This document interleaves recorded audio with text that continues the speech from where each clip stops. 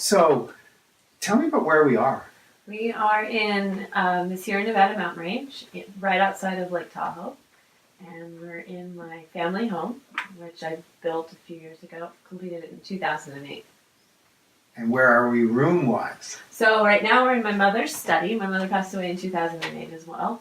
And so we're in her room and her study, and I've kind of pseudo-turned it into an art studio to accommodate my gypsy lifestyle. So yeah, and I was thinking maybe even your name. How does your name correlate to? How do you mean?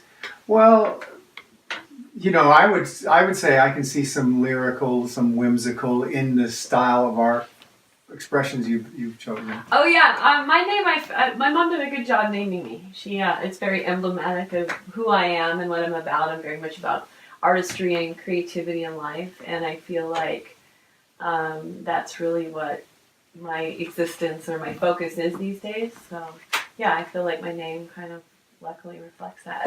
Yeah. So tell me about some of the things that you're into right now, like dream catchers. I think everybody knows what a dream catcher is, or at least they've seen one. Right. But they probably don't know much more than that. I always kind of hemmed and hawed at them. I thought they were always kind of.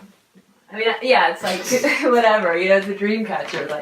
So basically, I love art, and I don't consider myself one type of artist. I'm a multimedia artist, and so last year, my cousin came to me and she said I would like to make dream catchers for my kids, and they're these darling little children.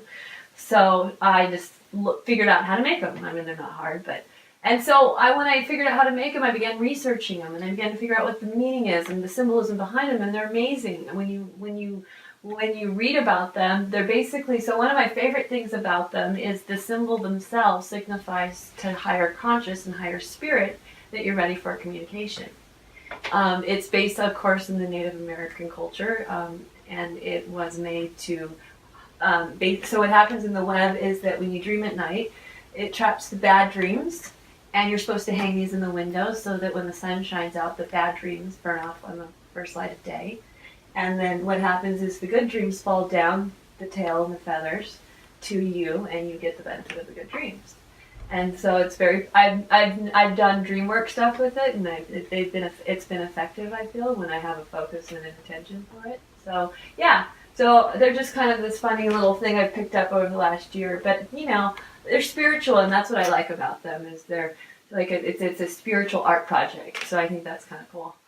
Sometimes when I think of artists who are into spiritual or whimsical things, I think that maybe they don't have the other side, which is the business acumen, the multimedia, the social media, all of that stuff. And yet you are as sharp on that side as on the artistic side. Tell me about your talents in that area. So I went to school, and one of my loves, my passion in life, ever since I was a kid, I always knew this, was like technology, but specifically like film production and, that making movies and being, I did my senior project in costumes and all that stuff. So that got me, I graduated from college and got my degree from LMU in film production. And so that really set me on this whole media focus in my life. And I love media. It's my favorite thing. Because to me, it also incorporates, there's no gap, because to me, art is a form of media, and I've managed to bridge that gap for me, where a lot of people may not be able to bridge that gap at the moment. So I started out making film production, learning how to shoot on real film. Then as the industry changed to digital, I stuck along with that. And then in 2006 or 7, I moved to San Francisco and began to learn the internet. And so that was really interesting, because the thing about what I learned in film production is the big secret in Hollywood is whatever you do, it's all about the distribution. And internet is its own distribution. So whatever you do, you have the internet to distribute what you want. That's why you have all these people being found on YouTube, and that's how you get discovered these days, is through the internet. You don't walk into like a bar and there's an agent there and says, you should do movies. That doesn't exist anymore, So you just do your own movie. You do your own movie, and you put it up on YouTube, and you do it again, you put it up on YouTube, and before you know it, you have a following. So I began to work with artists over the last, probably specifically painters, mixed media artists over the last 5 and 6 years, and all types, all over the gamut. And so that was like the other end of the extreme, where you had film production, which was this mass media, and then you have an art form on the other end of it, which is like one single image, and that would be a painting. So to me, there's the gap. So I just follow the gap of the art form of media. So Okay, so what is Patron of the Arts? Okay. It kind of follows along. So Patron of the Arts is my company. It's a kind of a it is a passion of mine. It was started in 2011, and it was originally started to kind of just promote artists. But for me, that was a little dissatisfying because to me, there's more to artistry than just promoting one artist.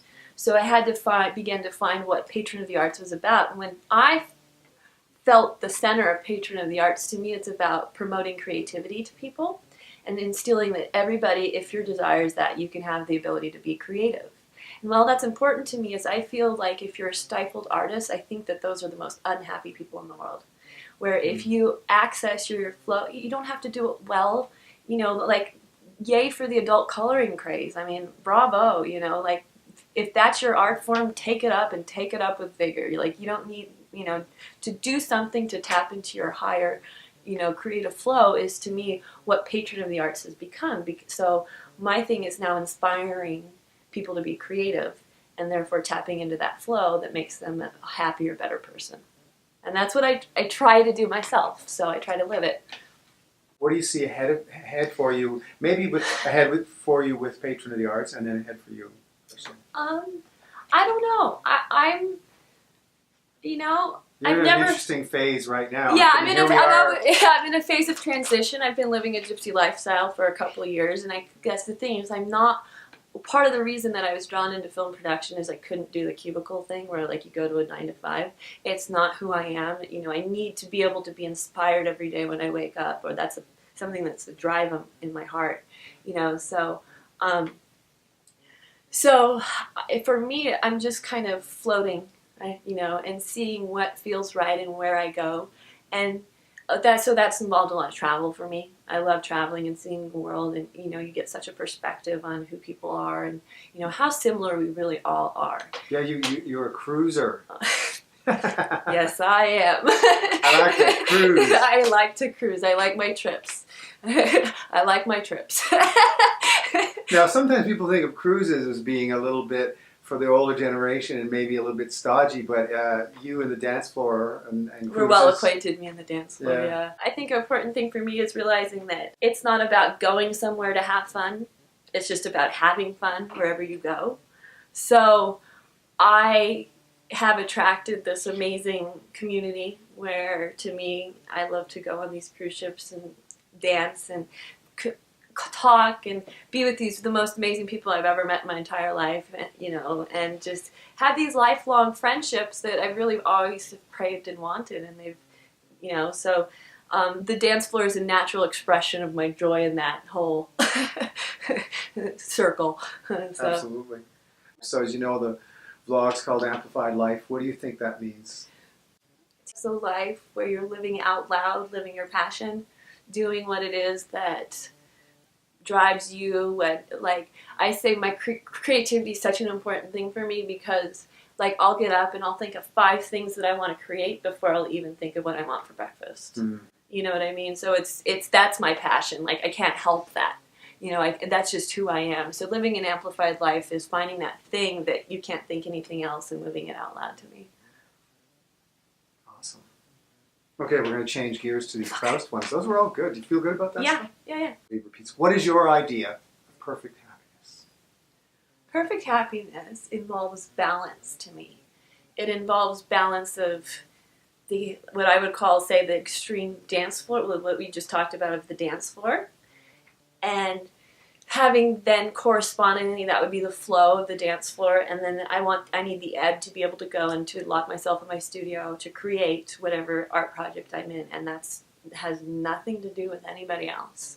In fact, the less people that are involved in that process, the better, and the better I am in that. The better my artistry is, the less people that are involved, and the more I find pieces of myself in that. So I need both of those because I was going to say, it's interesting. It's almost like you're saying, and I haven't heard it this way before, but it's part of being amplified is the yin and the yang. It is like You could be that's amplified balance, right? because you're in your studio and you haven't talked to anyone in days, and that's still being amplified. And I think because I have that experience where like I'm able to work from home and I don't necessarily have to mingle with a lot of people necessarily, that when I go and I want to mingle with people, I have a really, really good time. Right. You know? Yeah. What trait do you most admire in others? Alignment. And how can you tell if someone's in alignment? You know. Well, I know, but I just okay, wanted so to... they're not complaining. The world opens up to them like it's magical. The conversations that you want more of them. That says it in a nutshell right Yeah. there. Which living person do you most admire? It doesn't maybe have to be the number one, maybe just one of them. Well, Esther I certainly admire. You know, I really, because of her alignment. You know, to me, Esther more than anybody embodies that alignment. What is your greatest extravagance? My trips, my travel, for sure, for sure. Tell me what your friend said. Okay, so we all just went to Fiji, and I had to get my plane ticket, which is LA to Australia, so it's expensive. Significant. It was my longest flight I've ever been on, so it was a long flight. And so I was working on my friend's, helping him with his social media and online stuff, branding. And I said, this check you're giving me is for, I'm just going to be buying a plane ticket to go to Fiji on a cruise. And because it was an Abraham cruise, he knew that, and he knows what it's all about. And he says, Lyrica, any money you spend to go study or see your teacher is never a waste of money. So I really like that. It's an awesome statement. Yeah. When or where were you the most happiest, or are you the most happiest? Maybe, I guess the R is when you're on these trips. The R is when I'm on these trips, Right. for sure. Those are my, peak experience. Those would be my peak experience. So would you say you are the happiest time in your life is where you are generally now? Would that be a fair statement? I would say the lightest. I've been the lightest I'm right now. And it is because I am learning what happiness is. I don't think many people are taught that. And I think that most people think that it's something that you're given, but it's not. To me, it's something you have to focus on to get.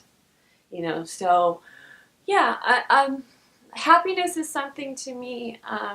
Fun is more a term that I would resonate with than happiness. I try to have as much fun as possible, and the happiness is the byproduct of the fun. What do you consider to be your greatest achievement? The fact that I've been able to live my life the way I've wanted to live my life. I haven't, I've owned my own business for the last, for a while. I've made money off that. I'm following my passion. I wake up every day when I want, and I get to spend time with the people I want when I want. That, to me, is my greatest achievement. Yeah. That's a hell of an achievement. Thanks, I think so. Knowing that you're a bit of a gypsy right now and you probably don't have an answer to this question, where would you most like to live? Well, I lived in Napa, and I love living in Napa, and that was a lot of fun. So I could always go back there at any point and love going back there because there's a quality of life there. I'm sensitive to energy is what it comes down to. So when I love San Francisco. It's one of my favorite places on this planet. But I don't think I could live there. I think for me, it's fun being able to go spend a couple days there with people and then just really getting that experience and then going home. So somewhere quiet. So I like rural, I like rural existence. I don't think I would want to live here full time. Or another place I have be Venice, but I wouldn't want to live there. You want to continue to be a gypsy is what it is. Yeah, I like it. I want a home base. I haven't quite found the home base again. Right. I haven't felt the place that feels right for that. So, but that's okay. That's a good thing because I'm not the way I've set up my life right now is that I allow myself to do my artistry, and then I can go travel. And in that travel I will find that. I know I will. Knowing that you do a bunch of different things, do you have a favorite occupation, a favorite thing to do? Journaling I love to do. Journaling. Oh, yeah. I'm a huge journaler, and I have so many different journals up there, and I probably have 4 or 5 active journals because I feel like different journals have different energy, and for me that's very much a part. That's the cornerstone. I don't like the dream catchers are the thing that I've been doing for the last few little bit, but yeah, you've been journaling. Journaling is like, to me, it's the blueprint for everything else. So everything that I've done in my life exists in a journal beforehand, I think. Do you have a favorite hero of fiction, a fictional hero of some sort? I love to read.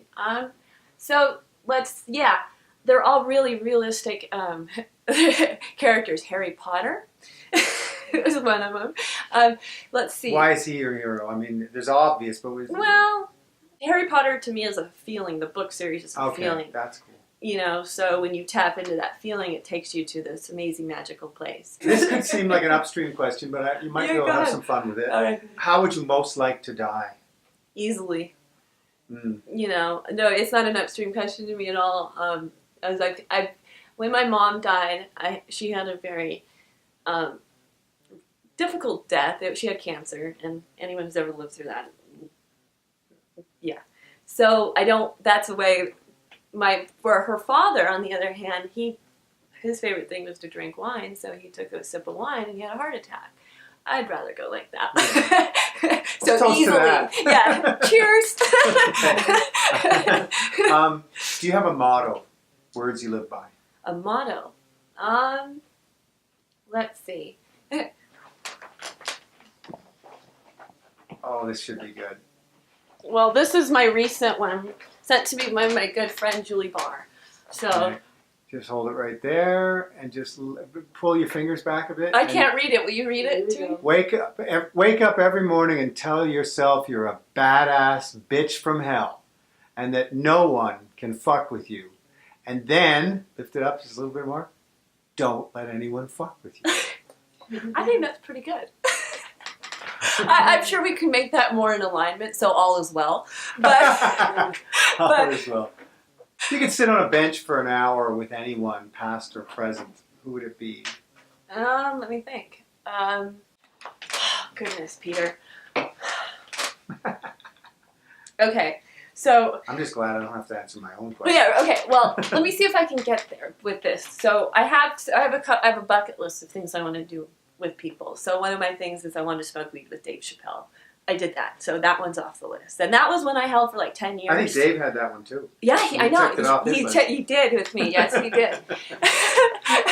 And so I did that. Oh, I do want to dance with Pharrell Happy on stage. That's another bucket list thing. Yeah. That would be awesome, and I Yeah. will do that too. Yeah. A lot of people think of the world, news is very negative. There's a lot of negative. You can be around negative people, and you can get this feeling about negativity. And yet, a song that's just pure and simple, saying "I'm happy," is such a huge hit. What is that saying? That people want to be happy despite it all. You know that and the people.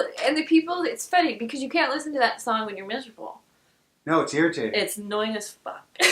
You know, which is true. Makes perfect sense when you know how things work. Right. So that's always a good indicator of like. Well, that's what I meant. If it's irritating to someone who's having a rough time, and it feels like there's a lot of people having a rough time, and yet a lot of them are able to find something in that, even if things aren't going quite the way they want. Yes, they are. Yes, they Yeah. are, and that Says something. it really does say something, and that's the power of good music too. Well, that too. And you know what the thing is? Let's go back to the art form of that, and being a responsible artist. You know, when you be part of the thing that makes you successful as an artist, in terms of, and I don't mean success in terms. Well, I do mean success. So to me, there's different levels of success. Ultimately, as long as you're creating, you're successful, and it doesn't matter if you have an audience for it.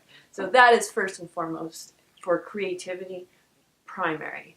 But ultimately, you begin to want to make money off that at some point. So then you have to do a business. Well, you want to do that so that you can continue to do what you want to do. Exactly. And so you have to. I feel, and someone who's knows media. I know media better than most people I meet. There's very few people I come across who know media better than I do. And so what I find is that the media that does the best, whether it's a painting, a song, it either is totally authentic to the artist. So you can go negative or you can go depressing, but you're being glimpsed the human spirit, and that in itself is what's beautiful. So that's where negativity, and that's why people resonate with the lower, sadder art forms. And I don't mean lower, I mean just more depressing, let's say. Mhm. I meant depressing, yeah. Well, melancholy. Yeah, all that Melancholy, stuff, yeah, yes. yeah, not like unevolved, just depressing. Yeah.